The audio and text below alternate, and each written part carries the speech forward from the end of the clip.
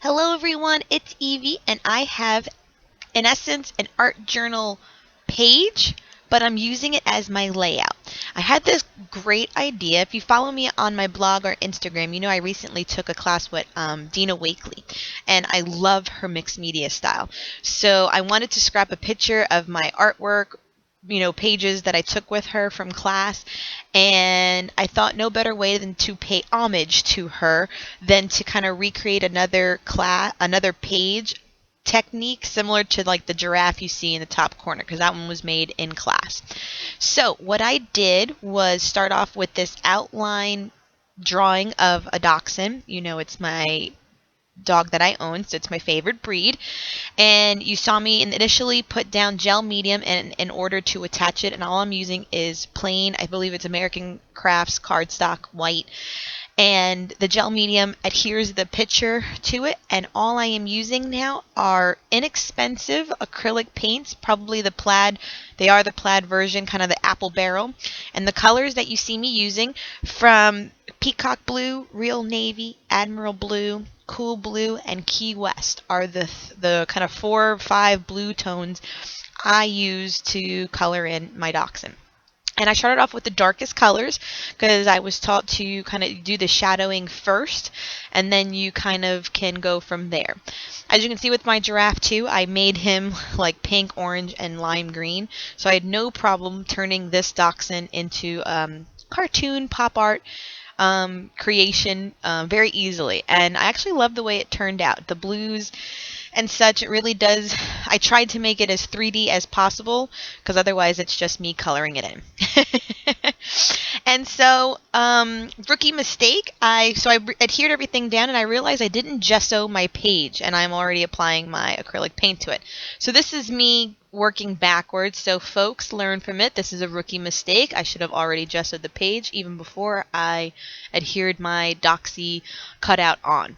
But it turned out fine still. So this color I'm using right now is still by Apple Barrel, the inexpensive acrylic paint, and I'm using the color fuchsia. And I'm using all sorts of inexpensive brushes. I do not know the brand, but they are just dry, probably multi-functional acrylic brushes. So I go ahead and do the fuchsia first, and then this is Diva Pink, and I start to use neon orange for a little bit of a pop of an accent color. And I'm really trying to blend it, not having any too harsh lines, and I'm really liking the way this is transforming at this point. This turned out really great, and I loved what I did, so I might be doing this again. This stencil I am using is by the Crafters Workshop. It is called Parasols, and I am using a makeup sponge and applying the first color I used on the dachshund, which was called, I want to say, Real Navy. So it's the darker color of it, and or the other one was Admiral Blue, is also like a true blue tone. So the parasol stencil works well. I just want to add it along the edges. I do not go too far into it. And truly, folks, these are just all my mixed media techniques I use in my art journal that I am simply applying to a 12 by 12 layout and making my own background in essence, which honestly, like I said, I love the way this turned out. It's probably a lot of work to get the look of it, but it's just, is it bad to say it's like one of my favorite pieces? And I made the background. So this stencil as well is from the Crafters Workshop, and it's called Patterns.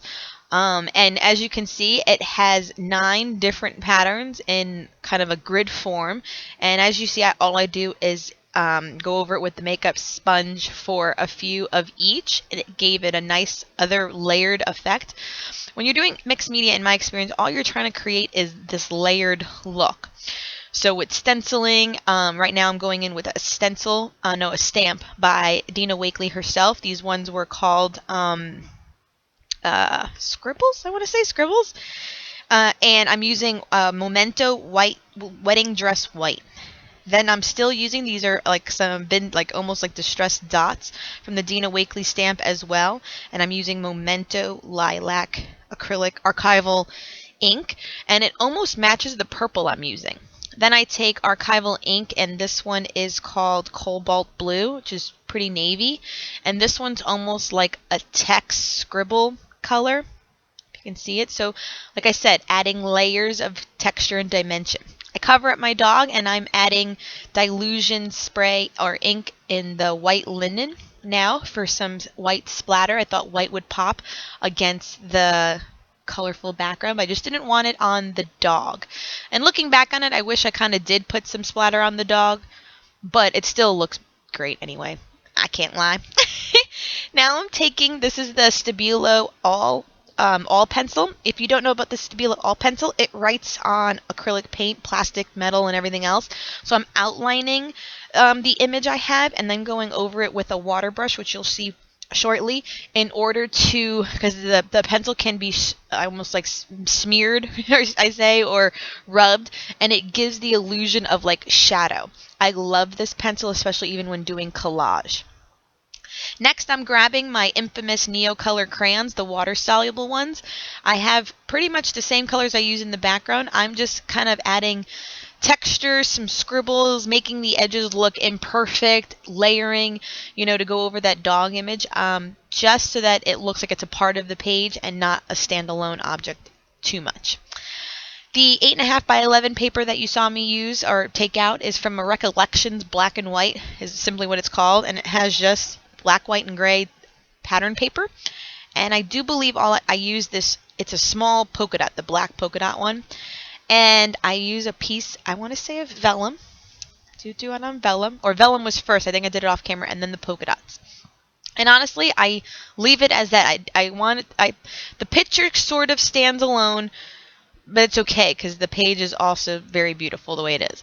Now I used my Cuttlebug and cut out those inspired letters, but here you can see I really didn't like the, formality of having the cut out perfect letters that I went in and did it with a brush stroke, kind of making it look graffiti-like, and that is what I ended up with. Just wanted to write inspired.